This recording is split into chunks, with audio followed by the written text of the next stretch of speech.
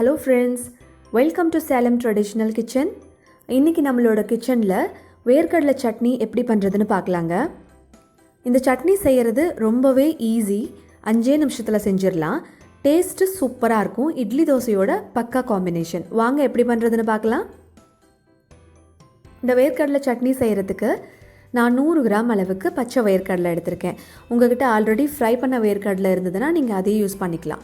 அடுப்பில் ஒரு பேன் வச்சுட்டு இந்த வேர்க்கடலையை சேர்த்து நல்லா செவக்கிற வரைக்கும் ஃப்ரை பண்ணிக்கலாங்க. அடுப்பை மீடியம் ஃப்ளேம்லேயே வச்சுருங்க.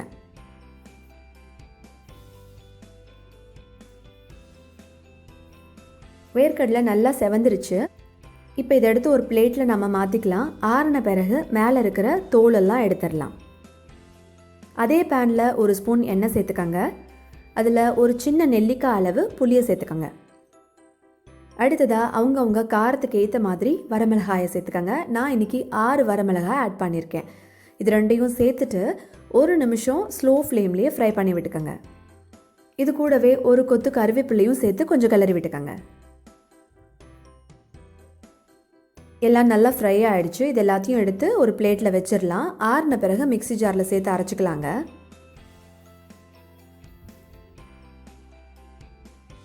இது தவிர நமக்கு தேங்காய் துருவல் தேவை. நான் ஒரு 4 டேபிள் ஸ்பூன் அளவுக்கு தேங்காய் துருவல் எடுத்திருக்கேன். இதை நம்ம வதக்க வேண்டியதில்லை. வேர்க்கடலையில் இருக்கிற தோல் எல்லாமும் எடுத்தாச்சு.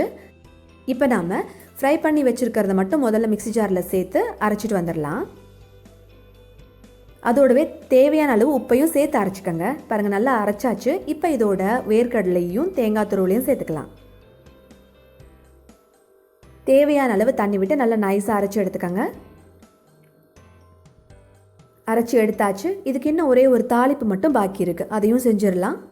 அடுப்பில் தாளிக்கிறதுக்கு ஒரு கரண்டி வச்சு 1 டேபிள் ஸ்பூன் எண்ணெய் சேர்த்துருக்கங்க. அதில் 1/2 ஸ்பூன் கடுகு, 1/2 ஸ்பூன் உளுந்து சேர்த்தாச்சு. அதோட ஒரு வரமிளகாயை சேர்த்துட்டு ஒரு கொத்து கருவேப்பிலையும் ஆட் பண்ணிக்கலாம். கொஞ்சம் பெருங்காயத்தூளையும் சேர்த்துக்கலாம். அவ்வளோதாங்க, தாளிப்பு ரெடி ஆகிடுச்சு.